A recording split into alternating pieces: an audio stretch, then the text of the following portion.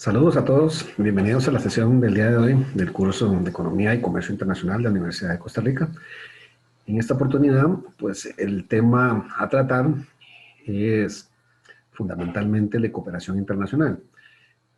Además, vamos a tocar algunos puntos importantes del libro de Pearson, ¿verdad?, con respecto a lo que es la influencia del gobierno en el comercio, pero más enfocado en las necesidades y las variaciones que presenta, digamos, el mundo con respecto a los diferentes organismos internacionales que prestan ayuda, ¿verdad? Además, tenemos las lecturas de las páginas 69, 76 y 81, referido en primera instancia a un vistazo a la economía mundial, ¿verdad? Es un enfoque muy anglosajón, muy norteamericano. Es un artículo en inglés, ¿verdad?, que me habían comentado la semana, la clase pasada que estaba pendiente.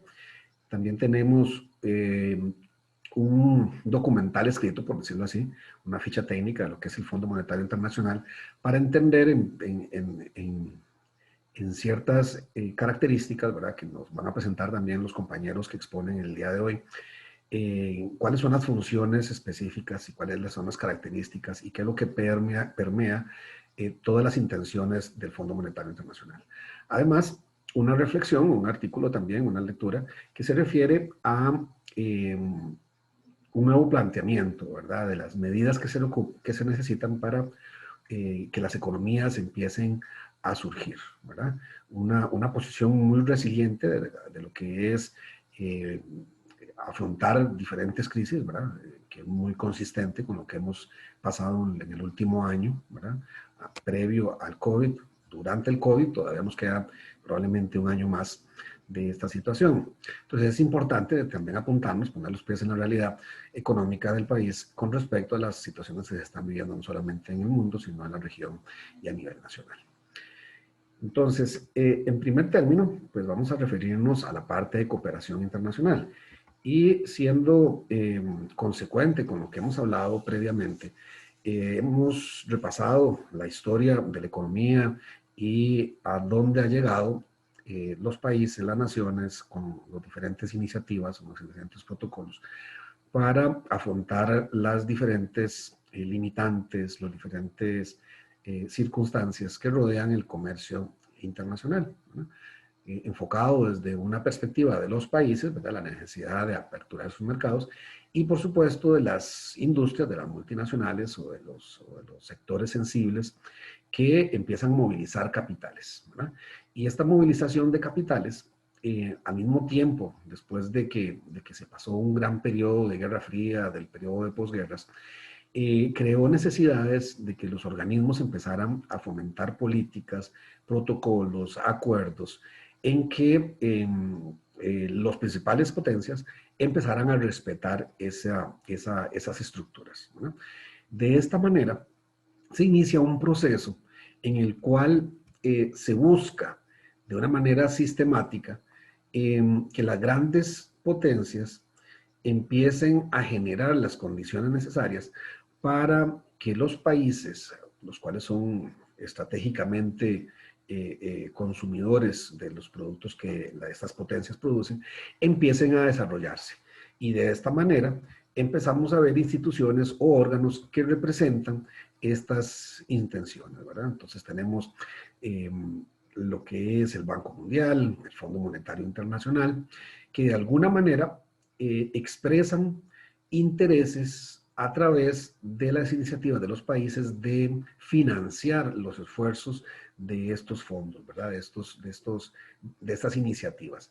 En un primer término, ¿verdad?, tanto el Banco Mundial como el Fondo Monetario Internacional buscaban crear cimientos para que los países que han estado en guerra y han sido bombardeados o han sido destruidos se levantaran, ¿verdad? Entonces, para desarrollar infraestructura, para desarrollar habilidades, para desarrollar a un pueblo, ¿verdad? Esto fue cambiando al paso del tiempo, ¿verdad? Cuando ya no existía mucha inversión en lo que era reconstrucción de ciudades y reconstrucción de modelos económicos, se empezaron a dar créditos a partir de los años 70 y 80 a países en vías de desarrollo para, de una manera u otra, activar sus economías y que se pudieran integrar al comercio internacional. Entonces, de esta manera, encontramos una gran iniciativa, ¿verdad? Pero entonces, ¿qué es o qué entendemos como como la cooperación económica internacional? La definición que podemos entender en nuestra época, ¿verdad? Porque evidentemente la cooperación económica internacional ha existido por mucho tiempo, solamente que le hemos llamado de diferente manera. Ahora, con los protocolos de las instituciones que ya le dieron los cimientos para que los países pudieran participar más activamente en el financiamiento de ese tipo de actividades en países que necesitaban este tipo de inversión, podemos decir que la cooperación económica internacional es una relación económica, ¿verdad?, entre las diferentes naciones, que pretende, por supuesto, la reducción de diferentes barreras, ¿verdad? Obviamente, buscar fomentar las transacciones económicas, ¿verdad?, entre las naciones, y que tiene como fin último, ¿verdad?, un favorecimiento económico a diferentes industrias, diferentes perspectivas de país que representan intereses, ¿verdad? Entonces, de esta manera, podemos decir que la cooperación internacional se concibió como un instrumento indispensable para reducir las trabas a las transacciones económicas y de una manera u otra obtener mayor flexibilidad en el comercio mundial, ¿verdad? Se enmarcaban dentro de un orden económico que buscaba de alguna manera una manera racional de distribución de riqueza entre diferentes regiones. De esta manera se estimulaban las fuerzas económicas para activar las economías que estaban en crecimiento, en desarrollo y que necesitaban algún tipo de inversión. Por supuesto que el orden económico se inspiraba en una expansión de intercambio y esos beneficios se derivaban en eliminar no solamente los obstáculos, ¿verdad?, que se transponían en las fuerzas económicas a lo interno de los países, sino que buscaba una igualdad, ¿verdad? Esa igualdad en algunos momentos, ¿verdad?, creó más bien diferencias, digamos, amplió una brecha, pero por otro lado, dio como resultado, como un efecto, de que los países empezaran a buscar estructuras más formales para poder desarrollar su economía, ¿verdad? Entonces, nadie nos contó, nosotros lo vimos en Costa Rica, que la cooperación económica internacional fue uno de los cimientos importantes para el desarrollo del comercio internacional en la región y específicamente en Costa Rica, que fue uno de los pioneros en desarrollar primeramente este espacio. Hace 25 o 30 años, Costa Rica tenía una estructura política, una estructura de instituciones que eran enfocados hacia lo interno. Entonces teníamos una serie de ministerios que realmente lo que buscaban era resolver en instancias locales las situaciones que se presentaban de las diferentes industrias. Entonces ahí sobresale la industria del arroz, la industria del azúcar, la ganadería, la avicultura y otras actividades. Pero a partir de finalizar los años 80 e iniciando los años 90, Costa Rica le da un vuelco. Y ese vuelco es que a través de diferentes empréstitos que realizó el gobierno de Rafael Ángel Calderón y que ya había iniciado Óscar Arias Sánchez en el periodo 86-90, se empiezan a dar la creación de instituciones, es decir, se empezaron a institucionalizar necesidades y esas necesidades eran enfocadas a la industria. Entonces fue donde apareció Procomer, fue donde apareció la ventanilla única de comercio exterior, fue donde apareció el MINAE enfocado como una cooperación más al comercio exterior, ¿verdad? Empezó el Ministerio de Agricultura a crear dependencias enfocadas para la atención de lo que son la importación y la exportación de productos. Entonces, como vemos, en el caso costarricense, es un claro ejemplo de lo que significó la cooperación internacional para poder crear condiciones particulares y que empezaran a desarrollarse. Incluso los gobiernos locales, ¿verdad? Las municipalidades lograron despejar un camino con respecto a los empréstitos que se generaban a través de instituciones internacionales, a través, ¿verdad?, de ONGs o a través de eh, eh, empréstitos que venían de alguna bolsa, de un banco de cooperación económica centroamericana, latinoamericana, o incluso del Banco Mundial, ¿verdad? Y entonces empezaron a dar condiciones adecuadas para que los mismos gobiernos locales empezaran a crear habilidades que no se tenían, enfocadas a lo que es el comercio internacional, ¿verdad? Entonces se empezaron a explotar la madera, se empezó a explotar un poco más la minería, se empezaron a dar situaciones para el desarrollo urbano, ¿verdad?, de pequeñas industrias, ¿verdad?, como la industria de la avicultura, la industria turística, ecológica y algunas otras actividades que tenían que ver con el agua y con, bueno, con el recurso hídrico y con algunas otras actividades. De esta manera, ¿verdad?, nosotros somos un claro ejemplo de lo que la cooperación económica internacional significó. De acuerdo con ese orden económico, ¿verdad?, y esa concepción, los aportes de los recursos internacionales, emanados sobre todo a los principales centros industriales, se orientaban a explotar recursos, ¿verdad?, a lo interno y en algunas veces la periferia de los países, precisamente para buscar condiciones adecuadas de los bienes primarios, ¿verdad? Y de esta manera preservar de alguna manera las estructuras tradicionales de los países y fomentar a través de la academia eh, eh, la institucionalización de algunos de los nuevos problemas que acarreaban los, un nuevo orden económico, ¿verdad? Yo siempre utilizo este ejemplo para explicarme, ¿verdad? En Costa Rica, si usted va a un mall, ¿verdad?, a un mall cualquiera, y usted empieza a revisar cuál es la actividad económica que le da origen a cada uno de esos negocios, nos vamos a dar cuenta que la mayoría de productos, el 90%, si no más, son productos importados, ¿verdad? Y muy pocos productos son productos nacionales, con excepción de lo que se produce en los centros de comidas, ¿verdad?, en los food courts. eh, Toda la materia prima es de afuera. Y ahora, los food courts, la mayoría son marcas, franquicias del exterior. Entonces, siguen siendo una situación derivada del comercio internacional, ¿verdad?, de lo que es una penetración de mercado con un consumo local directo. Entonces, si vemos esta situación en un mall, como en Costa Rica, eh, podemos entender que Costa Rica abrió sus fronteras, ¿verdad?, hace bastante tiempo, ¿verdad? Los malls en Costa Rica, el primer mall que existió en Costa Rica inició en el año 90, que es el actual Mall San Pedro, si no me equivoco, que inició operaciones en el año 90. Después del año 90 hasta nuestros años, ¿verdad?, hasta el 2020, podemos decir que Costa Rica tiene alrededor de 12 o 13 moles del tamaño de los que hay en Estados Unidos, con productos muy similares a los que encuentran en Estados Unidos. Y tenemos solamente 5 millones de personas. En Guatemala prácticamente son 23 millones, nos cuatriplican en población y solamente tienen 2 moles.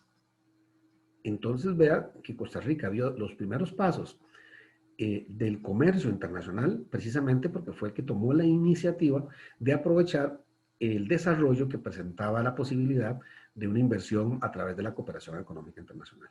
Entonces ya institucionalizamos muchas de nuestras necesidades y empezamos a brincarnos algunos de los pasos subsiguientes, pero que nos dio ventaja, ¿verdad? Y que de alguna u otra manera somos un ejemplo a nivel de Latinoamérica de cómo hemos aprovechado los recursos para desarrollar industrias.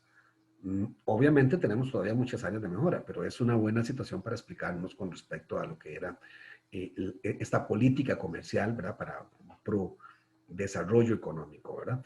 De esta manera, a través de diferentes criterios, eh, se exigen a nivel institucional a que de una manera ordenada, ¿verdad?, y adecuada, se empiecen a dar las transformaciones estructurales que se requieren dentro de las mismas instituciones. Es decir, Es como que si nosotros dijéramos, bueno, pasamos de hacer un conteo manual a hacer un conteo Excel. Es como que si hubiéramos llevado las firmas de un escritorio a otro y que simplificáramos en un solo trámite todo. Ahora, eso es un primer paso. Y el evidente paso es seguir mutando con respecto a lo que significaban las estructuras formales que nos permitían, de alguna manera, crear una nueva concepción de esas estructuras formales. De esta manera, y a través de la constante experiencia, ¿verdad?, registrada, ¿verdad?, a través de las críticas con respecto a las políticas que se habían implementado para poder atender una prioridad de desarrollo y la otra no, ¿verdad? Por ejemplo, en Costa Rica siempre se criticó el no aprovechar empréstitos para hacer pupitres, para hacer aulas, para comprar terrenos, para hacer más escuelas o colegios, ¿verdad? Pero tenían una justificación, ¿verdad? Eran otros designios, eran otros tipos de inversión que se buscaba para movilizar al país. Ya había un presupuesto dado dentro del presupuesto de la República y durante muchos años se manejó de esa manera. Ahora, es evidente, ¿verdad? Es evidente que, no, que a pesar de que nuestro modelo económico dio buenas bases para el desarrollo de la academia en Costa Rica, ¿verdad? De que la gente pudiera estudiar en primaria y secundaria también, el camino no fue completamente correcto, ¿verdad? Eh, Hasta la fecha, estamos en el año 2020, en el 2020, todavía estamos buscando un modelo educativo que nos facilite la incorporación de las nuevas mentes a las universidades y a los puestos técnicos, ¿verdad? Y esto no se puede hacer si no podemos incorporar tecnología, ¿verdad?, software, hardware, dentro de las instituciones de primaria y secundaria, y además el acceso a un idioma, a un segundo idioma, y no como un idioma extranjero, ¿verdad? Que los chicos hagan hablando inglés desde primaria y secundaria. Eso se puede hacer a través de estas iniciativas, ¿verdad?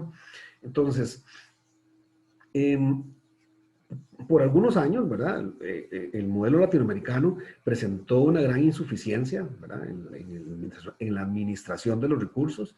Había una ausencia o una renuencia, ¿verdad?, a la formulación de programas, ¿verdad? Había una gran falta de promoción, ¿verdad?, en la iniciativa de poder atraer inversión extranjera y, por supuesto, una negativa de la inversión local para invertir en proyectos que desarrollaban o que pudieran desarrollar, digamos, proyectos a nivel comunitario. De esta manera no ha sido posible, ¿verdad?, lograr una acción completamente positiva de la cooperación internacional, pero si bien es cierto, también se ha logrado estimular de alguna manera y acelerar, ¿verdad?, la tasa de crecimiento y corregir un montón de disparidades en la distribución del ingreso. Sin embargo, ¿verdad?, se mantienen eh, distancias muy marcadas entre una condición social y la siguiente, ¿verdad? Podemos determinarlo en el desarrollo económico que representa la clase pobre con la clase siguiente, y la clase de en medio con la clase que sigue, y la clase que está un poquito más arriba con la clase rica, ¿verdad? Entonces, el caso latinoamericano, ¿verdad?, de la cual Costa Rica no es la excepción con respecto a la cooperación económica internacional, es que se estaban o se intentó adoptar iniciativas en función de una cooperación un poco más estrecha con los países que la proporcionaban. Es decir, no solamente es que nos den dinero, sino de que también nos digan cuál es el modelo que ustedes están desarrollando para poder nosotros también desarrollar un modelo similar, tropicalizarlo de alguna manera, poder desarrollar nuestras estructuras económicas de una manera más eficiente. Entonces, resulta necesario señalar, ¿verdad?, que la cooperación entre los países debe ir más allá de una simple eliminación o reducción de las barreras, ¿verdad?, a las transacciones económicas o de regalías, o inclusive de dar empréstitos para desarrollar diferentes dinámicas de comercio, ¿verdad?, sino que también significa modificar algunas estructuras que han sido de carácter cultural y de carácter localista, que han entrabado los procesos de desarrollo y que han fomentado una integración negativa, por decirlo así, eh, y que han limitado de una u otra manera el poder tener un crecimiento más adecuado, ¿verdad? Eh, Sin embargo, es evidente que la cooperación internacional es una urgencia, es algo que los países que están menos avanzados lo requieren, ¿verdad? Es evidente que se necesita no solamente la cooperación entre los países potencias, sino que también entre los países regionales, los vecinos, en buscar un cimiento que les permita una evolución económica internacional, ¿verdad? Durante los próximos 20 o 30 años y que les den y que el periodo de transición no sea tan doloroso como ha sido en los últimos tiempos. Y estamos hablando precisamente en países, como, por ejemplo, de la región centroamericana. Eh, es muy dispar el desarrollo económico que tiene Costa Rica con el de Nicaragua. A pesar de que somos un pueblo muy similar, tenemos condiciones que todavía no se agotan, pero que el país vecino todavía está en la tabla del 1, la tabla del 2, la tabla del 3, y nosotros ya estamos multiplicando y haciendo binomios.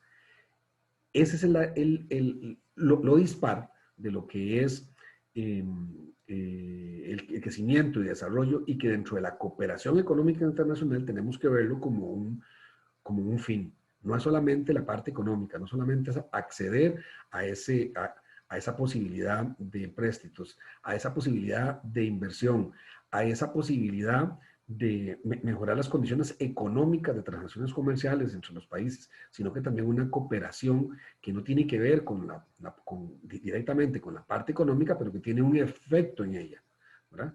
La parte social, a través de diferentes foros mundiales, es lo que se ha tratado de buscar y mantener un equilibrio en el desarrollo de las diferentes instituciones que dan pie para que las organizaciones comunitarias, las empresas pequeñas, las empresas que están en desarrollo, puedan tener acceso a diferentes condiciones, ¿verdad? Y en esto hablamos muy claramente. Costa Rica en algún momento ha sido un ejemplo con ello, pero la misma banca no ha permitido del todo. Aún así, el modelo funciona, ¿verdad? El poder tener o acceder a condiciones de crédito o de banca que les permita no solamente producir, sino poder pagar, ¿verdad? Entonces, lo que se busca precisamente es una apreciación un poco más humana sobre los problemas de la sociedad, no solamente de la aldea global, sino de la aldea regional, ¿verdad? Eh, hay que considerar, por supuesto, ¿verdad?, que hay un formidable avance tecnológico, ¿verdad?, que en los últimos 20 años han modificado de una manera sustancial una serie de actividades productivas, ¿verdad? Y en la cual se promueven especialmente la sustitución de un montón de bienes por unos que se pueden considerar más eficientes, más baratos y que cumplen una función. Pero esto ha causado un grave daño a las economías en desarrollo, ¿verdad? Porque se eliminan eh, esas brechas de calidad, se acentúan problemas y patrones de consumo en los diferentes países. No es lo mismo consumir una leche pura que un sustituto de leche, ¿verdad? Puede que tengan una función similar, pero cuando llegan a nuestro organismo tienen un efecto diferente. Bueno, eso es parecido. Tenemos que tener muy claro que eh, eh, hay cosas que debemos imitar de los países que están más arriba de nosotros, y hay algunas otras cosas que, a pesar de que queremos emular, que queremos aplicar, a veces no es posible, ¿verdad? Y la próxima semana, cuando hablemos de los modelos económicos a nivel de los bloques comerciales, vamos a puntualizar algunos de esos elementos importantes, de los cuales es un espíritu, es un sentimiento que uno todavía no está preparado para exteriorizar de una manera sin herir susceptibilidades, ¿verdad? El modelo de desarrollo y de inversión y de cuidado que ha fomentado desde sus principios la Comunidad Económica Europea es un modelo a seguir, pero no todos los países, no todas las regiones en la parte de cooperación estamos preparados. ¿No? Eso lo vamos a ver un poquito más puntualmente en la siguiente semana. Otro hecho significativo, ¿verdad? Es evidente que la formación de los diferentes bloques comerciales y que precisamente empiezan a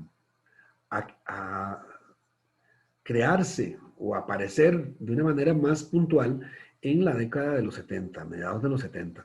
Y es donde los estados europeos empiezan a acercarse a las relaciones comerciales con otros países, con otras regiones, y que esto hace que países como China, como Inglaterra, como Estados Unidos, busquen un posicionamiento estratégico que les dé la posibilidad también de acceder de una manera más fluida a esos mercados.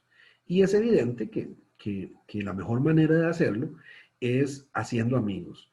Y usted hace amigos de muchas maneras. La cooperación económica internacional lo que buscó en un principio era hacer amigos a través de regalías, a través de llegar y decirles, mire, les voy a regalar un barco, les voy a regalar un hospital, les voy a regalar un estadio, les voy a regalar un ferrocarril, les voy a regalar un puente, ¿verdad? Y entonces ya abre usted la cooperación, las relaciones diplomáticas entre los países y empiezan a actuar instituciones que a través de los organismos internacionales empiezan a fomentar diferentes actividades económicas en los países destino, ¿verdad?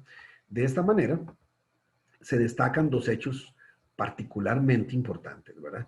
En la evolución económica mundial con respecto a las últimas décadas. La primera, la crisis monetaria, y la segunda, la crisis energética.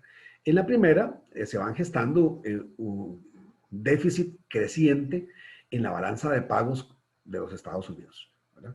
Y obviamente ahí peligra mucho la convertibilidad del dólar, ¿verdad? Y hace que los países dependan cada vez más de, de la moneda de cambio, ¿verdad? Eh, Costa Rica en la década de iniciando los años 80, el tipo de cambio del dólar era de 8 colones por dólar. En el 2020 estamos hablando de 615 colones por dólar. Finalizando uno de los gobiernos más nefastos de nuestra historia económica en Costa Rica, el dólar se devaluó alrededor de 30 veces lo que valía. Es decir, inició con 8 colones y terminó costando como 127. Es decir, fue completamente nefasto para la historia costarricense, pero eso lo vivió también Latinoamérica. Lo vivió México, lo ha vivido Chile, lo ha vivido en diferentes países. Entonces, esta crisis monetaria significó para los países perder un posicionamiento en la convertibilidad del dólar con sus monedas locales que perjudicó sus exportaciones, ¿verdad? Evidentemente, muchas de las economías, como la costarricense, que no es la excepción, dependemos de muchos negocios y uno de ellos es la importación. Entonces estábamos pagando más por esa moneda, ¿verdad? De alguna manera siempre se afectan las economías con los cambios de la moneda, ¿verdad? Y de una manera u otra afecta directamente al consumidor, a las industrias y por supuesto a los productores. Por otro lado, la crisis energética, ¿verdad? Es un fenómeno que debe considerarse dentro de un contexto de una situación económica mundial, porque todos utilizamos las energías o los combustibles para diferentes circunstancias, no solamente para transportarnos, sino que también para bañarnos, para hacer actividades de rutina, las industrias para producir sus bienes y los gobiernos precisamente para producir sus servicios públicos y poder generar de alguna manera sus ingresos para afrontar sus necesidades como Estado. Entonces, la gravedad de los problemas, ¿verdad? Como la tendencia del tipo de cambio monetario y financiero, es una cuestión que está relacionada a los precios. Y esos precios, ¿verdad?, tienen una concentración muy importante en diferentes áreas sensibles, ¿verdad? Sin embargo, hay que reconocer que esta crisis ha sido calificada por los organismos internacionales como controlable. Es decir, en un principio el patrón oro, ¿verdad?, a principios del siglo pasado, y luego al cambio a petrodólares, modificaron las estructuras económicas con las que los países se beneficiaban para tener una moneda más fuerte. El combustible ha sido una de esas razones de que los países árabes, de que Venezuela, de que Estados Unidos hayan tenido un control sobre cómo se cotiza, es decir, cómo lo pagan los gobiernos para poder suplir sus necesidades básicas al interno del país. Entonces, la crisis de energía ha sido de las más traumáticas, ¿verdad? Y que sigue cimentando, ¿verdad? Nosotros tenemos aquí incremento de combustibles cada nada. Y por supuesto ha creado mucha turbulencia a nivel internacional que no deja, ¿verdad?, de afectar de una manera dramática, ¿verdad?, y que ha alterado posiciones relativas en muchos de los centros industrializados y en la periferia, y que ha expuesto de alguna manera una gran fragilidad de las estructuras y el funcionamiento de los sistemas económicos de los países, incluso industrializados. Y por otro lado, cimentando riqueza a los países que producen el combustible, ¿verdad? Es importante, ¿verdad?, decir que también que existe escasez mundial de muchas materias primas y la inflación en muchos de los países industrializados adquiere niveles que no tienen precedentes, lo que contribuye mucho a agravar la situación económica mundial, porque el acceso precisamente a estos factores de producción empiezan a exceder las fronteras y empiezan a internacionalizarse de una manera muy rápida, muy abrupta, y que muchos de los países que no estamos en condiciones de enfrentarlos, tenemos que hacerle frente de una manera mucho más acelerada. Otros acontecimientos que influyen dentro de estas relaciones económicas comerciales es que existe un nuevo orden internacional que se viene dando en los últimos años. El posicionamiento de China dentro de este comercio internacional, dentro de las relaciones comerciales entre los países, debemos aceptar que China es el principal productor del mundo. Es decir, todo el mundo le compra a China, ¿verdad? Pero esta capacidad de producción de China pone en riesgo también a producciones que están surgiendo en mercados que necesitan no solamente su producción local, sino que también necesitan importar bienes, ¿verdad? Vamos a poner un ejemplo para explicarnos. Costa Rica, culturalmente, consume X cantidad de arroz anualmente. Pero resulta que Costa Rica produce solamente el 60 o 65% del arroz que se consume aquí, porque no tenemos la capacidad para cubrir el 100%. Entonces necesitamos importar arroz de los principales productores que nosotros encontremos. Entonces, a través de diferentes instrumentos del comercio internacional, que vamos a ver un poco más adelante y que ustedes nos van a exponer, como las cuotas de exportación, como los contingentes arancelarios, es que Costa Rica puede traer el resto del arroz. Si Costa Rica no importara arroz, aquí el arroz estuviera sumamente caro, ¿verdad?, porque no hay suficiente arroz en Costa Rica. Por otro lado, nosotros tenemos otros ejemplos que demuestran todo lo contrario, ¿verdad? Costa Rica produce más leche de la que consume, ¿verdad? Entonces podemos exportar leche. Pero tenemos que asegurar primero el consumo local. Pero para los productores, el consumo local se lo pagan a 1.000 colones la tonelada métrica, por decir algo. Y en el mercado internacional, esa tonelada métrica se la pagan a 3.000 o 3.500. Es decir, 3 o 4 veces más caro venderlo en el mercado exterior, ganan más. Pero entonces, los gobiernos tienen que asegurar que lo que se produce localmente se consuma localmente y los excedentes se puedan despachar, pero las industrias no obedecen esa norma, sino que venden a lo que más les convenga. Y entonces es donde hablamos de productos sustitutos, productos que no conservan las mismas calidades y que empiezan a entrabar un poco el comercio, un nuevo orden económico, las relaciones comerciales entre los mismos países, ¿verdad? Eh, Debemos decir, ¿verdad?, que en mucho, ¿verdad? Y por eso iniciamos la sesión pasada en ver un repaso, un tour sobre los principales actores del comercio internacional a nivel global, ¿verdad? Vimos el caso de Rusia, el caso de Estados Unidos, el caso de Japón, el caso de China. Y comentamos también a través de la presentación de sus compañeros el caso de los BRICS, que son economías emergentes. Tenemos que comentar que hay una distensión, ¿verdad?, entre todo lo que es la política económica y los efectos que ha tenido eh, la relación económica entre Estados Unidos y Rusia, ¿verdad? Y que de alguna u otra manera ha afectado la relación económica entre esos países y Europa, o la Comunidad Económica Europea, y que de una u otra manera también el consumo hacia los países que son socios comerciales que estamos ubicados en Latinoamérica, ¿verdad? Ahora, es evidente que la presencia de China está asustando y está cambiando un poco el orden económico, está mandándole señales a diferentes potencias de decir, mire, ¿qué vamos a hacer? ¿Nos van a sustituir los productos chinos o cómo podemos competirles? Entonces, una de las posturas que a las industrias más sensibles de esos países es decir, mire, si yo no puedo competir con China, me le uno. ¿Y cómo se le va a unir usted? Me voy a producir a China o a un país asiático. Y entonces empiezo a producir mi cerámica más barata que si le hiciera en Italia. Y empiezo a producir mis vinos más baratos que si los produzco en Francia. Y empiezo a producir computadoras más baratos que si las producieran en Estados Unidos.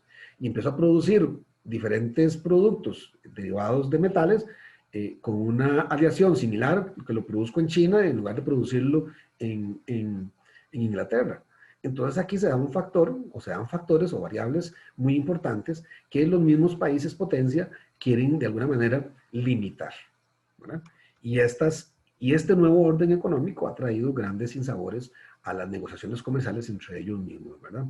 Además, debemos decir que es evidente que ya los países empiezan a ver la necesidad de crear o celebrar convenios entre países que están intentando desarrollar o crear economías un poco más adecuadas para a lo local de los países, ¿verdad? Como el caso de las culturas mediterráneas, en algunos países africanos, precisamente para crear socios comerciales que representen una línea más segura o más nueva de un libre comercio, de una zona de libre comercio, ¿verdad? Y que de alguna u otra manera los movimientos del comercio internacional, que son muy constantes, que dan todos los días mensajes dispares, ¿verdad? Y un ejemplo claro es el Brexit, ¿verdad? Venimos hablando del Brexit hace 3 años y el Brexit todavía tiene un efecto que todavía no podemos medir porque hay muchos procesos en gestión, muchos procesos en ejecución, muchos protocolos que todavía están vigentes, pero que están extendidos para cuando ya no existan, reemplazarlos con otros. Entonces, son circunstancias que los países están generando cambiar, ¿verdad? De alguna manera porque existe una gran carga política y que requieren de alguna manera priorizar y dar un rango más importante para atacar estas pertinencias, ¿verdad? De una manera más prominente, ¿verdad? Porque hay un orden económico que se está alterando y esto de alguna manera afecta la seguridad internacional, ¿verdad? El acceso a las mercancías. Estos hechos, sin embargo, también buscan equilibrar mercados en situaciones eh, de, que son inesperadas dentro de los mercados bursátiles, ¿verdad? Que tiran para arriba y para abajo las acciones y que hacen o ponen a temblar a diferentes industrias, ¿verdad?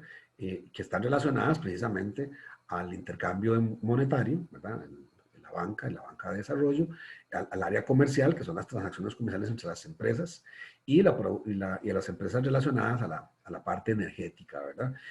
Por supuesto que cuando hablamos de energía, hablamos también de una incidencia directa en todo lo que es combustibles y todas las industrias sensibles que dependen de estas materias primas, ¿verdad?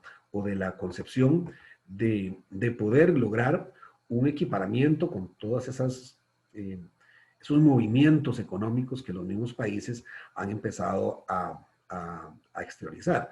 Y es posible, ¿verdad?, que en algún momento, siendo China el gran productor del mundo y que abastece de una manera muy eficiente a muchos de los mercados, que tenga un desabastecimiento.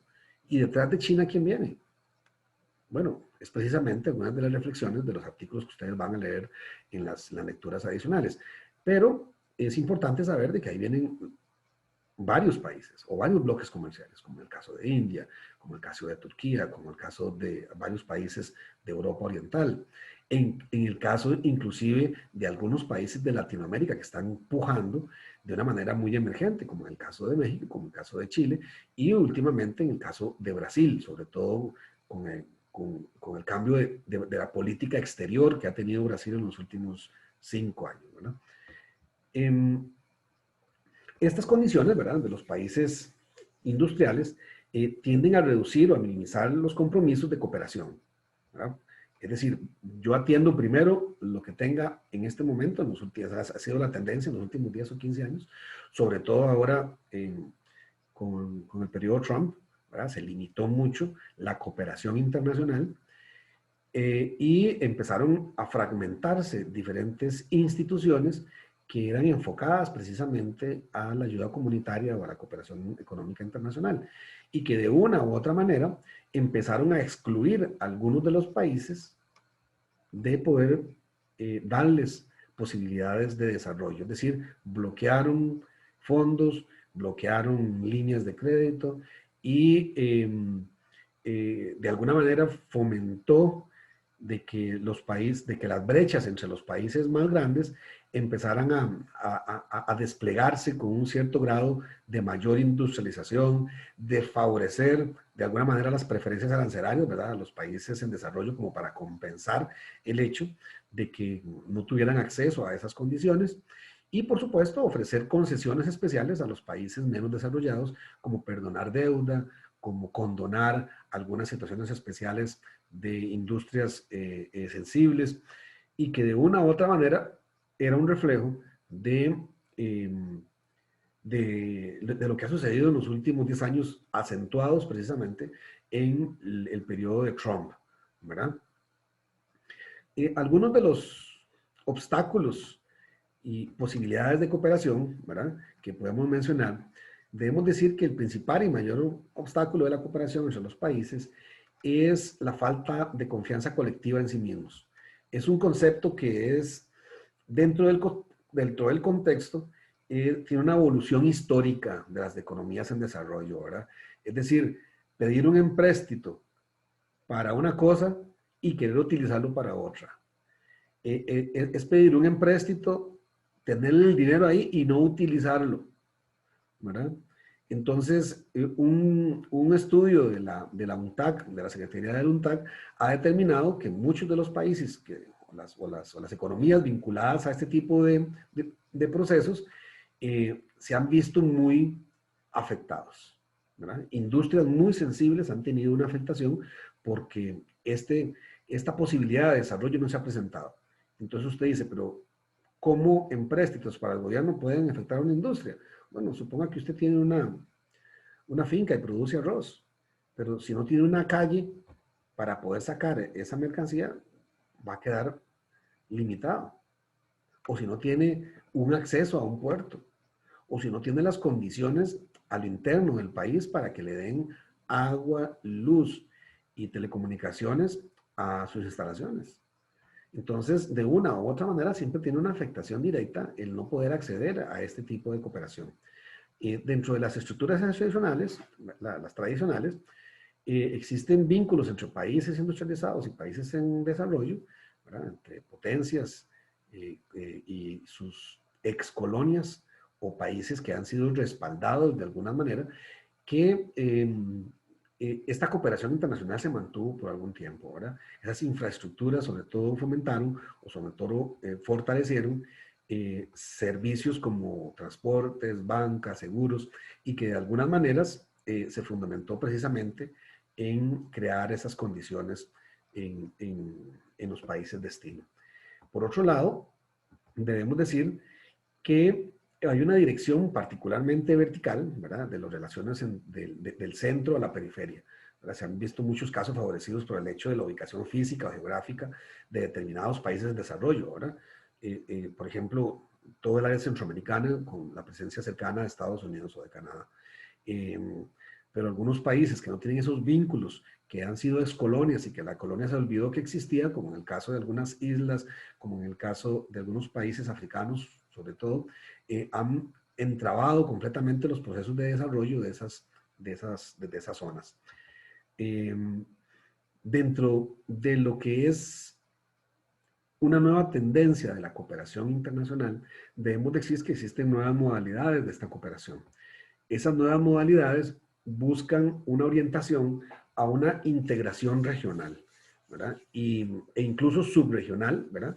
Pero dentro de esquemas ciertamente de alguna manera rígidos, ¿verdad? Siguiendo modelos que copiamos de países industrializados o de países potencia y apegados a las directrices de los organismos internacionales. Es decir, nos dan acceso a diferentes fuentes, pero cumpliendo requisitos, ¿verdad? Ya no es como regalías, ya no es como simplemente denme el dinero y yo voy a ver dónde lo gasto, sino que más bien genera una condición específica para que el comercio realmente se libere, ¿verdad? Y que de alguna manera dentro de las estructuras locales muchas veces más bien se bloquea, ¿verdad? Que existe una gran resistencia y que se estancan los problemas, se estancan resolver los problemas, sobre todo en los países de América, ¿verdad? Esta situación, ¿verdad? Crea o ha creado una tendencia de una nueva idea, de un nuevo orden en encontrar diferentes estímulos para la creación de esas áreas preferenciales, de esas áreas en las cuales los países en desarrollo pueden tener un espacio para seguir un crecimiento más adecuado. Pese a eso, ¿verdad? Muchos de los países, ¿verdad?, también ofrecen apertura en diferentes áreas a cambio de, de acceder a estas condiciones, ¿verdad? Costa Rica no es la excepción. La última intención del gobierno actual era hacer un empréstito en el Fondo Monetario Internacional y el requisito, bueno, no digamos que un requisito, sino la formulación de cómo entendió el Fondo Monetario Internacional para el pago de ese empréstito, es decir, cómo voy a crear yo dinero para pagarle al Fondo Monetario Internacional, era con impuestos. Y era con impuestos frescos, es decir, nuevos impuestos. Entonces, acá la condición a través de las estructuras políticas se bloqueó. Y que la misma población civil decía, mire, ¿qué sentido tiene traer más empréstitos? No voy a saber en qué usted lo va a gastar, si va a pagar solamente salarios públicos o si se va a construir carreteras o no sé lo que voy a hacer, si al final me va a meter más impuestos, ¿verdad? Entonces ya hay una inflexión de la población civil, de la industria económica, para decir, no, un momentito, ¿qué otras opciones tenemos? ¿Verdad? ¿Será que podemos tener una posición diferente con respecto al gasto público o un posicionamiento diferente a través de la recaudación de impuestos de los que ya existen? Porque ya la cooperación económica internacional le exige precisamente a las estructuras políticas de cada uno de los países de, ahora sí, dígame, ¿cómo me va a pagar? Pero me lo va a decir antes de que yo le dé el dinero, porque si no, entonces, ¿cómo voy a recuperar yo ese dinero? ¿O usted espera que no se lo cobre? ¿Verdad? Entonces, como vemos, ya las estructuras tienen una tendencia de cooperación internacional diferente, ¿verdad? En ese sentido, ¿verdad? Obviamente hay una propuesta que lo que se busca es un estado en el cual se faciliten no solamente lo que conocemos como waivers, ¿verdad? Y lo vamos a ver un poco más adelante, es un tema más de comercio exterior, pero los waivers son regalos unilaterales, por decirlo así. Son políticas de acceso unilaterales que yo se los doy a usted, pero se los quito cuando yo quiera, ¿verdad? Entonces, a través de estas nuevas propuestas, eh, lo que se buscan a través de los intereses de los países en desarrollo es a través de lo que son las preferencias arancelarias, ¿verdad? En todo esto no es sencillo abrirlo porque, bueno, todavía no estamos preparados para tener esta conversación, porque lo vamos a ver la próxima semana probablemente, pero no es tan fácil subir impuestos a nivel internacional. Es decir, no es tan sencillo decir, mire, yo voy a seguirle con, a usted le cobro un impuesto, a usted le cobro otro impuesto, a usted otro impuesto. No es tan sencillo, ¿verdad? Entonces, hay ciertos obstáculos de orden interno y externo con respecto a esta propuesta, pero que de alguna manera se puede plantear con mecanismos un poco más sencillos. De todas maneras, pues entonces, aquí no se acaba, digamos, con esto, la cooperación económica internacional tiene no solamente un énfasis en la parte económica, sino que también tiene cooperación a nivel cultural, educacional, tecnológica, ¿verdad? Y es muy propicio precisamente en países en los que se promueve la parte verde del medio ambiente y demás para cooperar, para conservar áreas, para desarrollar estructuras rurales, para empezar a reducir las brechas sociales entre las diferentes categorías o los diferentes estratos sociales de cada país e incrementar la formación tecnológica, ¿verdad? A través de las escuelas y los colegios, que evidentemente marcan un subdesarrollo, sobre todo en el acceso en muchos de los países de Latinoamérica. Por supuesto que hay una urgencia de cooperación, ¿verdad? Pero la perspectiva es que ya no existen los regalos, ya nada es gratis y tenemos que buscar de alguna manera ver que estos modelos tengan un efecto. Y ese efecto es que se vuelvan productivos, se vuelvan eficientes y que se mantengan a través del tiempo. Dentro de esto, dentro de esta propuesta es precisamente donde se mueve la mayoría de los países latinoamericanos en busca de ayuda, en busca de buscar un camino, una ruta que, que los permita moverse de una manera más segura y de más aceleración, ¿verdad? Costa Rica no es la excepción. Ya hemos visto que el modelo de inversión de infraestructura de nuestro país ha tenido diferentes modelos. Hemos dado en concesión un aeropuerto, hemos dado concesión un puerto, hemos dado concesión una construcción de una carretera, hemos hecho a través de empréstitos del Banco Mundial y de empréstitos del FMI estructuras de calles, como la calle que va desde Cañas hasta Liberia y que ya se están ampliando desde Esparza a ese lugar. La calle 32, ¿verdad? La que va a Limón, que también es un empréstito mixto del Banco Mundial y que de una u otra manera significa la posibilidad no solamente de tener una buena calle, sino de que esa calle sea utilizada para los medios productivos con los cuales se busca activar las economías, ¿verdad? Finalmente, ¿verdad? Y esto es una parte muy importante con respecto a las lecturas que ustedes deben de realizar. Después de esta presentación que yo les he hecho y con las lecturas que ustedes deben de hacer de tanto del libro de lecturas como del libro de Pearson, hay una validación que ustedes deben completar para la sesión de hoy y que es la que tenemos actualmente en la pantalla, ¿verdad? Por favor, esta validación es de carácter individual. Tienen que subirla a la carpeta específica de la sesión específica a más tardar el jueves a las 9:30, ¿verdad? Debemos tener claros, ¿verdad? Y esto es muy consistente con las presentaciones de los trabajos de sus compañeros, cuál es la incidencia que tiene tanto el Fondo Monetario Internacional, el Banco Mundial y las diferentes instituciones que representan el comercio internacional, como en el caso de eh, eh, que analizamos previamente de las potencias y la relación que tiene con los países excolonias, los países socios comerciales, es importante tener el conocimiento del entorno a través del antecedente histórico que nos lleva o nos apunta a un camino, una ruta, y entender y tener un poco más de criterio de qué es lo que está pasando en nuestro país. Entonces, pongan bastante atención a la presentación de los compañeros del Fondo Monetario Internacional, del BID y del Banco Mundial. Esto es lo que tenemos para compartirles el día de hoy y estaremos en contacto.